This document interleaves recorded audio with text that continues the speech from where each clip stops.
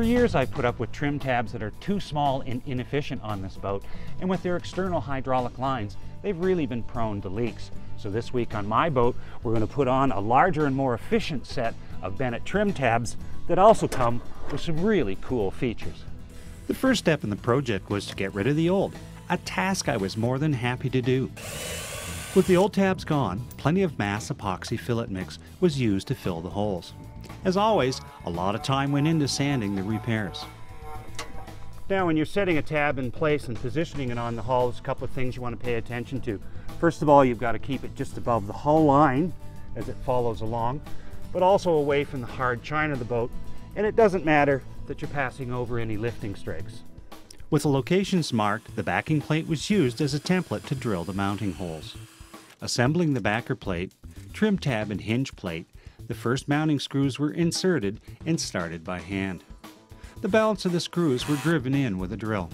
To position the tabs to install the hydraulic actuators, a board was held parallel to the hull and a screw was used to set the required negative angle. With the actuator attached to the tab, the mount was set against the transom and the drilling template was taped to the hull. With the template in place, the holes for the mounting screws, sensor wire, and hydraulic pipe were drilled. To prep the actuator for install, the pipe nipple was tightened into the actuator. After applying caulking, the actuator was set into place with the wire and pipe inserted into the transom. After securing the actuator to the tab, the mount was screwed to the transom. Well, that's it for the port side. Trim tabs on, hydraulic cylinders on. We've used plenty of caulking to make sure that there's going to be no water penetration into the hull here. Now starboard side, second verse, same as the first, then it's on to the inside. Inside the engine compartment, the first task was to install the hydraulic pump unit, or HPU, by securing its mounting bracket. Then the HPU was dropped in place. Next, the hydraulic lines were connected to the HPU. At the port actuator, a 90-degree elbow was threaded on and tightened. Then the hydraulic tube was connected to the elbow. Of course, this whole process was repeated on the other actuator. Next, the relay module, part of the tab indicator, and the auto tab control for the Bennett system were installed. Once in place, the HPU was connected and the port and starboard position indicator feeds were plugged in.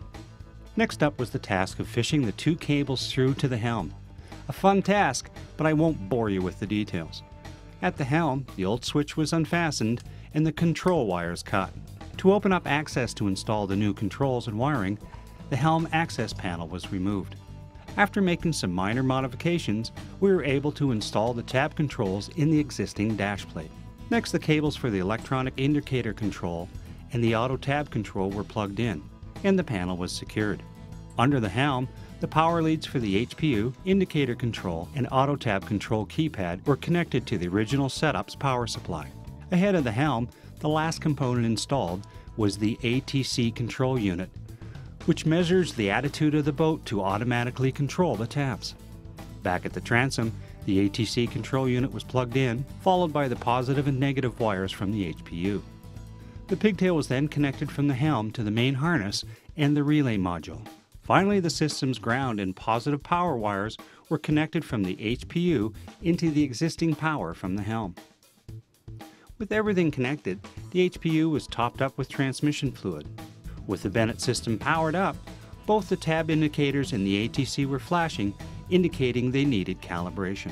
Finally, the tabs were cycled to purge the air and calibrate the indicators. Well, it's great. We finally launched the boat here in the spring. Now it's time to try out the new Bennett tabs. And the first thing we're going to test is how much improved the hole shot is.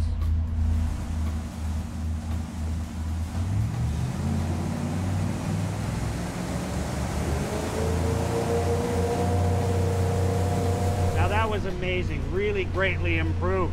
The boat came up actually quite flat, and for the first time running at 3,500 RPM with only half the tabs deployed.